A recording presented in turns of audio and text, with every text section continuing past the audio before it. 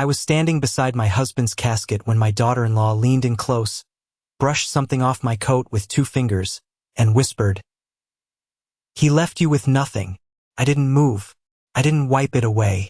I just stood there, hands folded, as if I hadn't heard a word. The church was quiet in that particular way it gets during a funeral, where every cough sounds too loud and every footstep echoes a little longer than it should. The scent of lilies hung heavy in the air, mixing with the faint polish of old wooden pews. I had chosen that coat carefully that morning. A soft gray, well, Edward used to say, made me look dignified.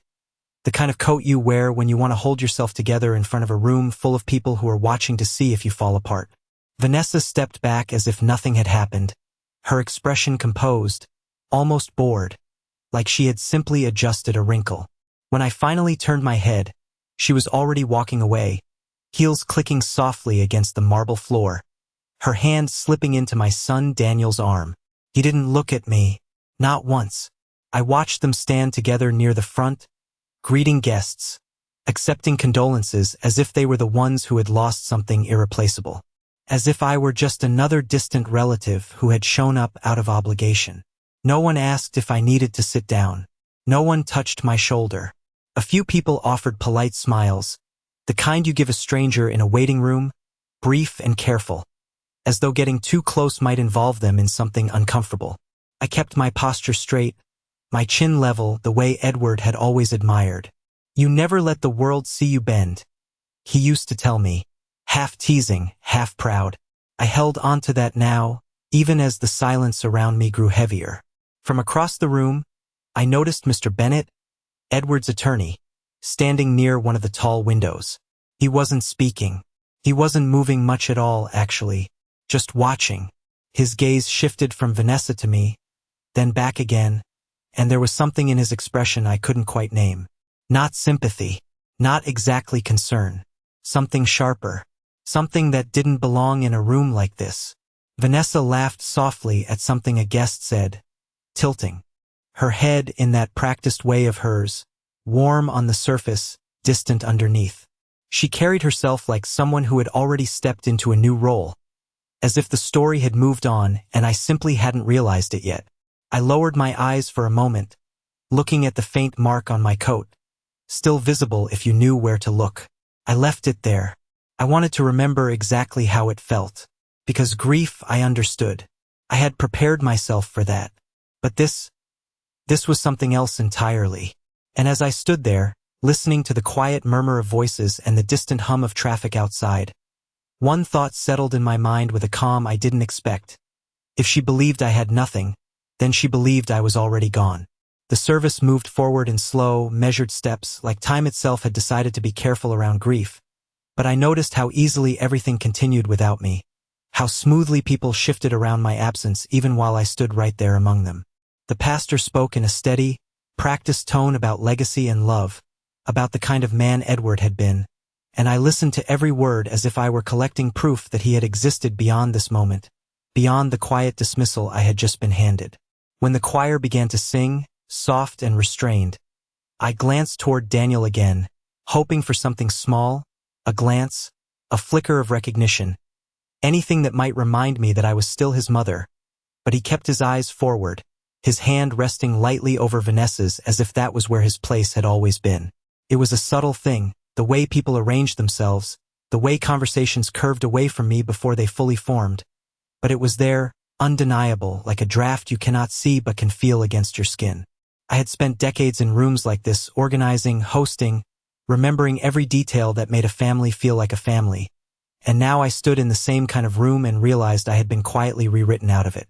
Vanessa stepped forward at one point to speak, her voice controlled, almost gentle, thanking everyone for coming, speaking about Edward with a familiarity that felt rehearsed rather than lived, and people nodded along, accepting her words as if they carried the same weight as mine should have. I watched her carefully then, the way she held herself, the confidence in her posture, the certainty that she belonged at the center of this moment, and I understood something I had not allowed myself to see before. This was not sudden. This was not born in the space of a week or even a month. It had been building quietly, piece by piece, in conversations I was not part of, in decisions made without me, in small shifts that I had mistaken for the natural changes of time. My gaze drifted back to Mr. Bennet, still near the window, still watching, and when our eyes met this time, he did not look away. There was a pause, brief but deliberate, and he gave the slightest nod, as if acknowledging something unspoken, something waiting just beneath the surface of everything unfolding around us.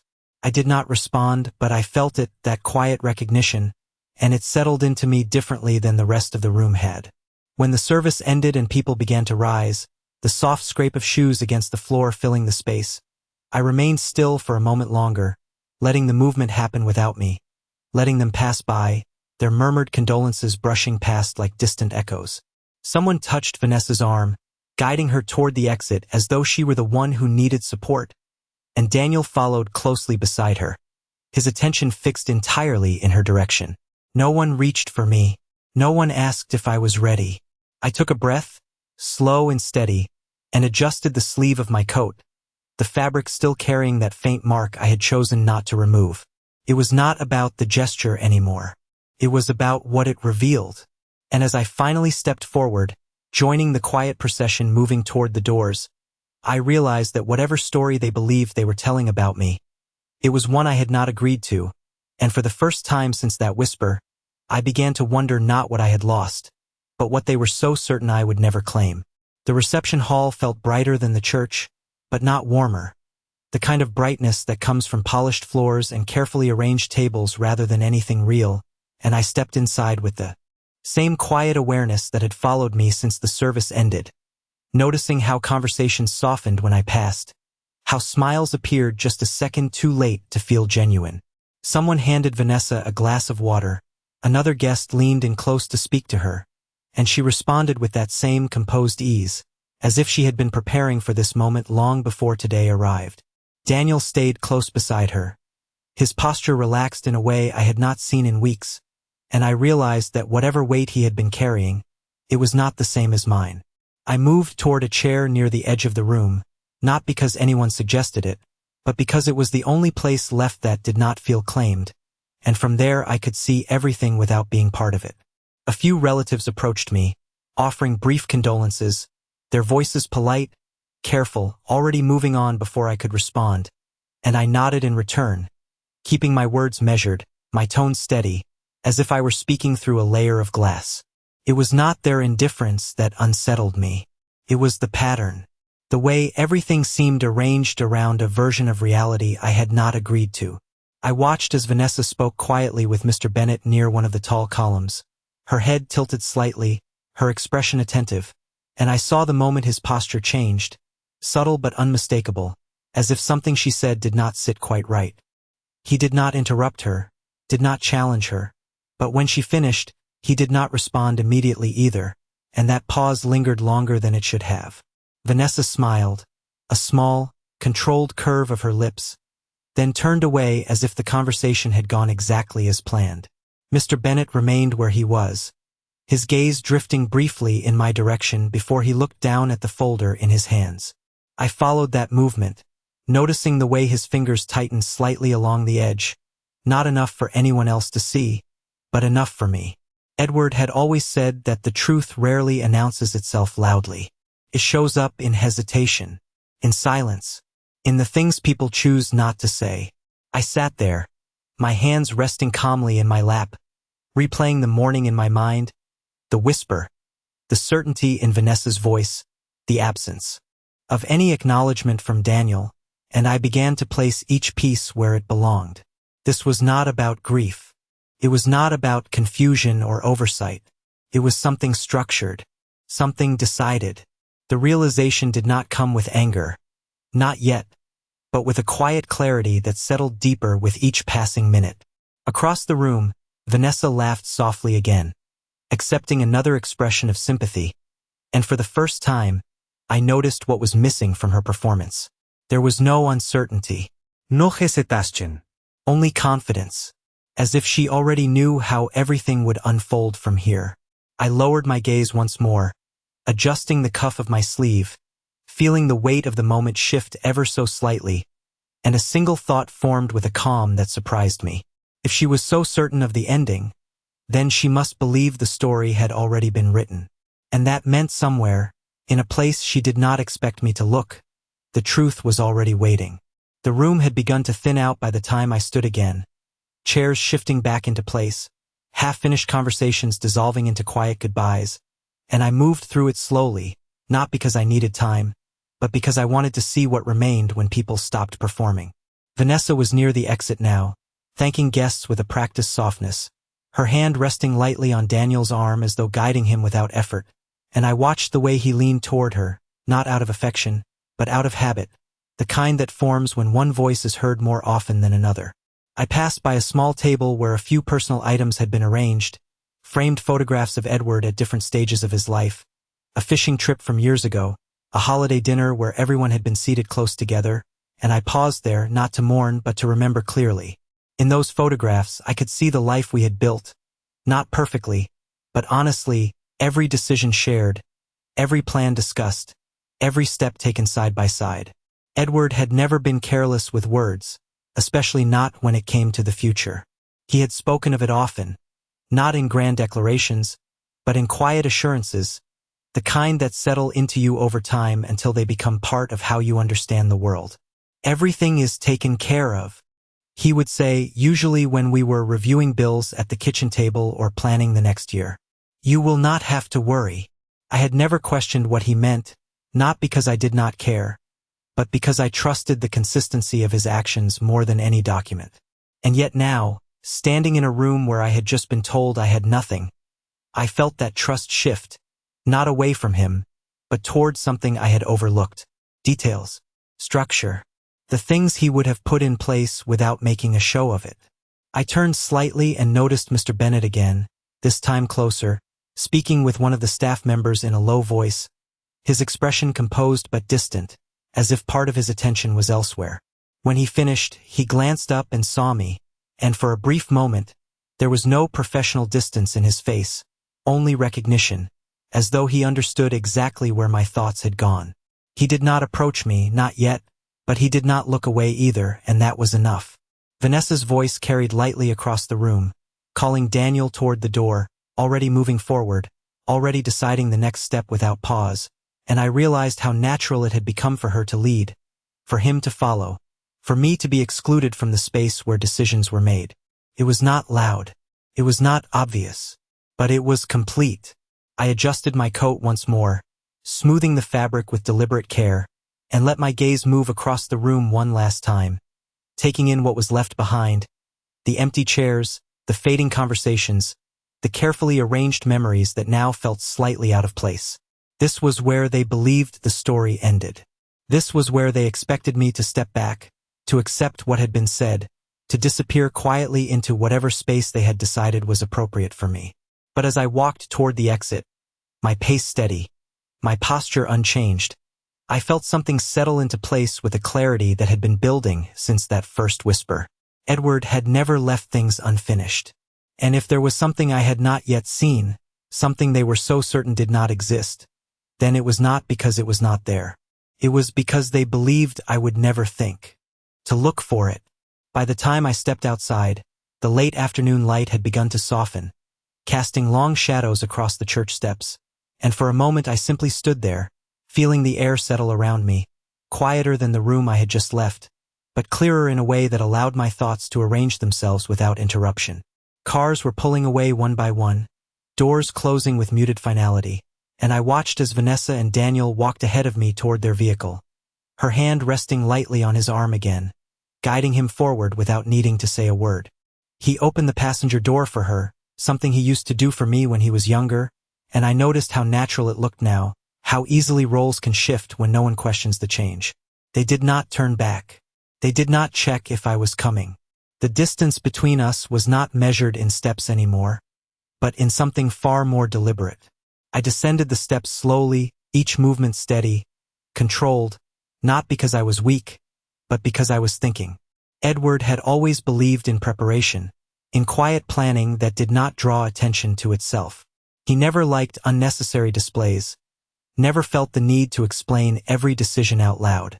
Instead, he would handle things in the background, carefully, methodically, and only mention them when it mattered. That was the part one had trusted without examining too closely. Not because I was careless, but because I had never needed to question him. Now, that trust was no longer passive. It was active. It was something I could follow. I reached the bottom of the steps and paused again, not to look back, but to consider what came next. Mr. Bennett's car was still parked along the curb, and as I glanced toward it, I saw him standing beside the open driver's door, his attention fixed on something inside for a moment before he looked up and noticed me. There was no hesitation this time. He closed the door gently and walked toward me with measured steps, his expression composed, but there was a weight behind it, something deliberate, as if he had already decided that this conversation could not wait. He stopped at a respectful distance, giving me space, the kind of space that acknowledges dignity rather than distance. "Mrs. Collins," he said quietly, his voice low enough that it would not carry beyond where we stood. I inclined my head slightly, acknowledging him without inviting unnecessary formality. He studied my face for a brief moment, as though confirming something, then continued, "There are a few matters regarding Edward's estate that I believe we should review together, privately." The word settled between us with more meaning than it appeared to carry, and I felt that same clarity return, sharper now, more defined. I did not ask questions. Not yet. Instead, I held his gaze for a moment longer, long enough to understand that whatever he knew, it did not align with what had been said to me earlier. Around us, the last of the guests were leaving, engines starting, conversations fading into the distance, and for the first time since the morning began, I felt something shift in my favor, not loudly, not dramatically, but with a quiet certainty that did not need to announce itself. I adjusted my coat once more, smoothing the fabric with calm precision, and gave a small, measured nod. If there was something Edward had left behind, something they were so certain did not exist, then this was where I would begin to find it. Mr. Bennett did not speak again until we were seated inside his car, the door closing with a quiet, final sound that seemed to separate this moment from everything that had come before it, and for a brief second, neither of us moved, as if allowing the silence to settle into something useful rather than uncomfortable. He placed the folder carefully on the center console, his hand resting on it for a moment longer than necessary, then turned slightly toward me, his expression measured, but no longer distant. "I want to be very clear," he said, his voice steady, deliberate. "What was implied to you earlier today does not reflect the full reality of Edward's estate." I did not react immediately. I let the words sit, not because I did not understand them, but because I wanted to feel where they landed, how they aligned with everything I had already begun to suspect. Outside the window, the last of the cars were leaving the parking lot, their movements slow, almost irrelevant now, and I kept my gaze forward, listening. "Edward was meticulous," Mr. Bennett continued, opening the folder with careful precision, revealing neatly arranged documents beneath. He made several provisions, some of which were structured in a way that would not be immediately obvious without a full review. His choice of words was precise, but the meaning behind them was not difficult to follow. This was not confusion. This was concealment. Why was I told otherwise? I asked quietly, my voice even, not confrontational, but direct enough to leave no room for evasion. Mr. Bennett paused, not in hesitation, but in consideration, as if weighing how much needed to be said in this moment. "Because," he replied finally, "someone wanted you to believe that you had no standing." The clarity of it settled over me without shock, without anger, only confirmation. I lowered my eyes briefly to the documents in front of him, noticing the familiar structure of Edward's handwriting in the margins. Small notes, precise, intentional, the way he always organized his thoughts when something mattered. "There is a primary will," Mr. Bennett continued, turning a page, "but there are also supplemental documents, including a codicil that was added shortly before his passing." He glanced at me then, just long enough to ensure I understood the significance. "These documents establish conditions, protections." I did not reach for the papers. Not yet. Instead, I leaned back slightly, allowing the information to settle into place, each piece aligning with the quiet certainty that had been building since that first moment in the church. Vanessa's confidence. Daniel's silence. The carefully controlled narrative. It had all depended on one assumption. That I would not question it. That I would accept it as truth. Mr. Bennet closed the folder halfway, his hand resting lightly on top as he studied my reaction. "Mrs. Collins," he said more gently now. "Edward trusted that you would understand what to do if the situation ever required it." I met his gaze then, holding it steady, and for the first time since the morning began, I allowed the smallest shift in my expression, not visible to anyone who did not know me well, but enough. Enough to acknowledge that I did understand. Not everything, not yet, but enough to see where this was going. Outside, the parking lot was nearly empty now, the last traces of the day fading into quiet, and I felt the weight of something change, not in the world around me, but within it. They had believed the story was already finished. They had believed I had nothing left to claim. I folded my hands calmly in my lap, my posture unchanged, my voice steady when I spoke again. "Then we should review everything," I said, not as a question, as a beginning. I did not reach for the documents right away, even as Mr. Bennet opened the folder fully and turned it slightly toward me, because I understood something in that moment that had taken years to learn, that rushing toward the truth often means missing the way it reveals itself. Instead, I let my eyes move slowly across the pages, taking in the structure before the details. The organization Edward had always favored: clean lines, clear sections, nothing left to chance. "He updated this 3 months ago," Mr. Bennet said quietly, tapping a section near the bottom of the page, his tone careful as though each word carried weight beyond its sound. I leaned forward then, just enough to read the date myself, recognizing Edward's signature immediately, steady, deliberate, unchanged even at the end. There was no hesitation in it, no sign of doubt. That alone told me more than anything else could have. "The primary estate remains in trust," Mr. Bennet continued, turning another page, "with you as the sole lifetime beneficiary." The words settled into place with a calm that surprised me. Not relief, not satisfaction, just alignment. This was the man I knew. This was the man who never left things uncertain. I listened as Mr. Bennet explained further, outlining accounts, properties, provisions that extended beyond what could be seen at first glance, each detail reinforcing what had already begun to form in my mind. Vanessa had not misunderstood. Daniel had not been confused. This had been intentional. "There is also a clause," he added, pausing briefly before continuing, "regarding conduct. Specifically, actions that demonstrate disregard or public disrespect toward you." I lifted my gaze slightly at that, not fully, but enough to acknowledge the shift. Mr. Bennet met my eyes, holding them just long enough to confirm what neither of us needed to say out loud. Edward had anticipated something. Not the exact moment, not the exact words, but the possibility. I leaned back again, my hands resting calmly in my lap, and allowed the silence to return, not empty, but full of understanding. Every piece was there now. The whisper, the confidence, the assumption that I would accept it without question. They had built their certainty on the belief that I would remain who I had always been, quiet, accommodating, unwilling to disrupt what others had decided. I let that version of myself sit there for a moment, as if considering it one last time, and then I set it aside. Not with anger, not with resistance, simply with clarity. "Do they know about this?" I asked, my voice even steady, as though discussing something routine. Mr. Bennet shook his head once. "No." Edward was very specific about the timing of disclosure. Of course he was. That was how he worked.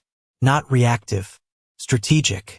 I nodded slightly, absorbing that, and looked down at the documents again, this time allowing my focus to sharpen, moving from line to line, understanding not just what was written, but how it could be used. Outside, the light had shifted further, the late afternoon giving way to early evening, and the world beyond the car seemed distant now, almost irrelevant compared to the quiet precision unfolding in front of me. I closed the folder gently, my fingers resting on its surface for a brief moment before withdrawing. I did not need to see more. Not yet. I already knew enough.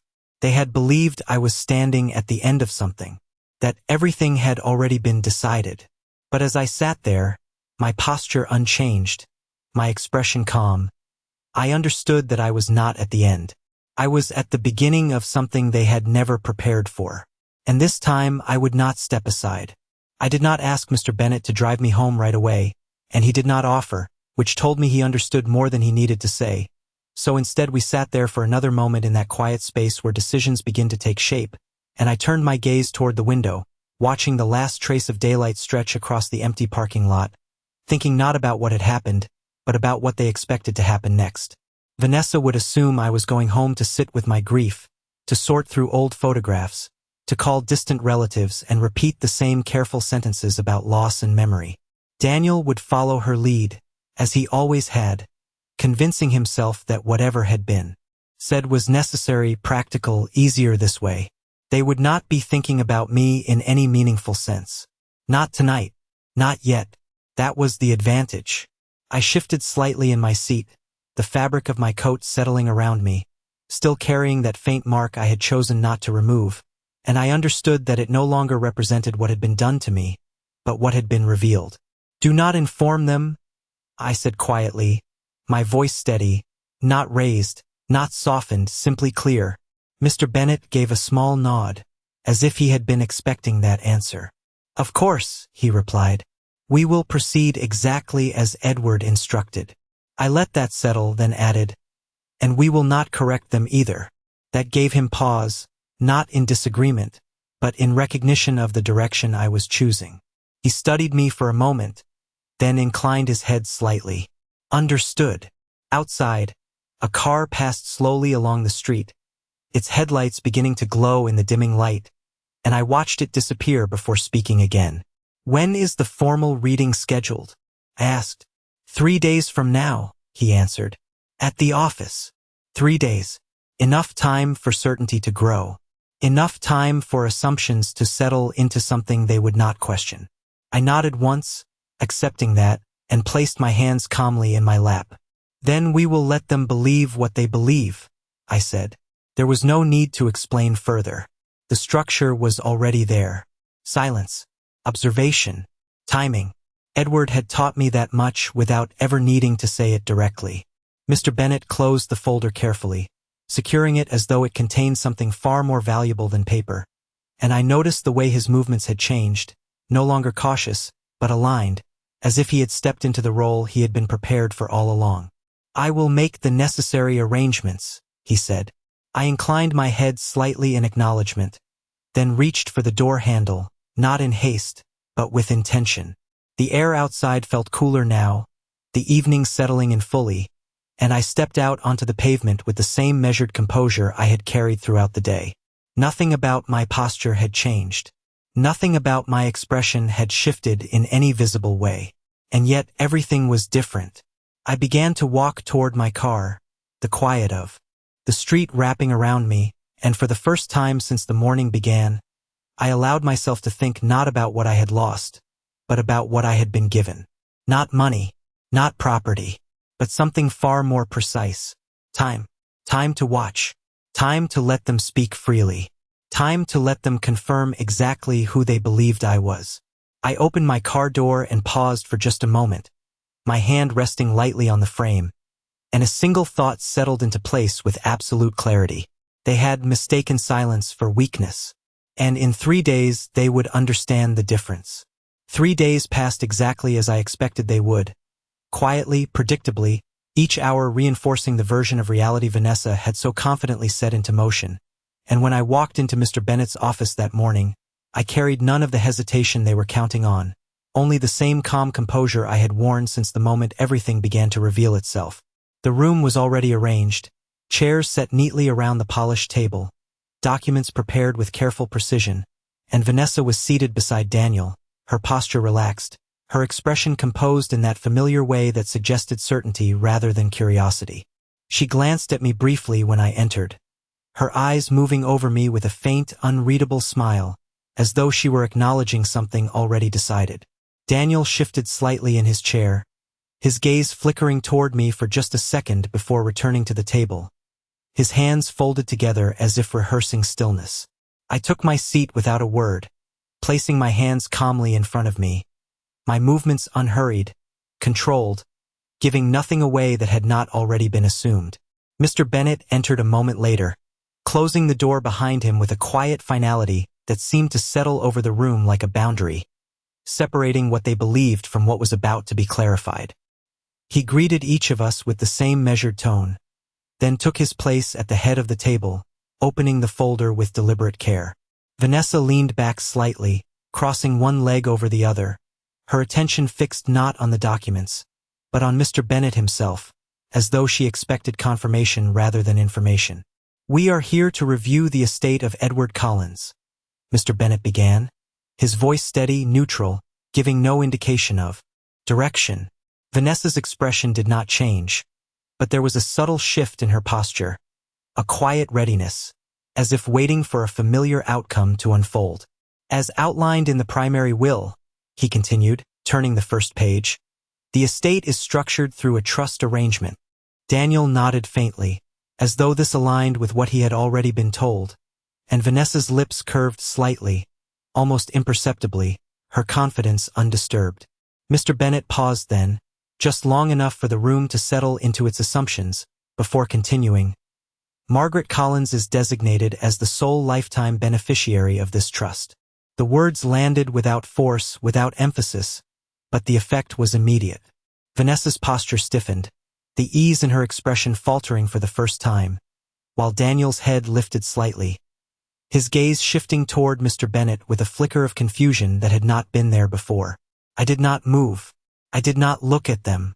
I kept my attention forward, my hands still, my breathing even, allowing the moment to unfold exactly as it needed to. Mr. Bennet continued, his tone unchanged, outlining provisions, conditions, details that left no room for interpretation, each sentence reinforcing what had never been missing, only concealed. Vanessa's composure began to fracture in small, controlled ways, her fingers tightening slightly against her arm, her gaze moving between the documents and Mr. Bennet as though searching for an explanation that would restore her certainty. Daniel shifted again, this time more noticeably, his attention no longer steady, his silence no longer comfortable. I remained exactly as I had been, neither surprised nor vindicated, simply present. When Mr. Bennet reached the final page, he closed the folder gently, the sound soft but definitive, and allowed the silence to return, heavier now, filled with understanding rather than assumption. Only then did I lift my gaze, not toward Vanessa, not toward Daniel, but toward the space in front of me, and I spoke in the same calm, even tone I had carried from the beginning. "He did not leave me with nothing," I said quietly. "He left me with everything that was meant to be protected." I rose from my chair without waiting for a response, my movements measured, composed, and as I turned toward the door, I understood something with complete clarity. They had believed they were closing a chapter. They had not realized they were opening one I had already learned how to finish.